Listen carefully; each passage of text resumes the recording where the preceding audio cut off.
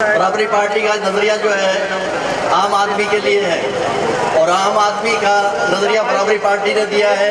बाकी किसी पार्टी ने ये नज़रिया नहीं दिया कि जो है छोटे आदमी गरीब से गरीब को भी जो है दूसरे पार्टियां जो हैं उनको इस तरह से जो ना मैनेज नहीं करते जिस तरह से हमारी पार्टी जो है बराबरी पार्टी इनको इज्जत देती है और इनको अपना मेंबर बनाती है। और इसलिए कि अब हम ज़्यादा से ज़्यादा अपने दोस्तों से दरख्वास्त करूँगा कि बराबरी पार्टी के अंदर आए और बराबरी पार्टी के अंदर शमूलियत करें। आपने पीपल्स पार्टी भी देखी, आपने मुस्लिम लीग भी देखी, आपने दीगर पार्टियाँ भी देखी, सबको देखा। किसी ने अभी जो है अवाम की बात नहीं की। अवाम की बातें करके वो ऐवानों के अंदर बैठ के फिर अवाम को भूल जाते हैं और वो उनकी बातें फिर नहीं करते, फिर वो अपनी जो है ना मतलब जागीरें बनाने लगते हैं। इसलिए बराबरी पार्टी का नज़रिया जो है वो आम आदमी का नज़रिया है, आम आदमी की आवाज़ है।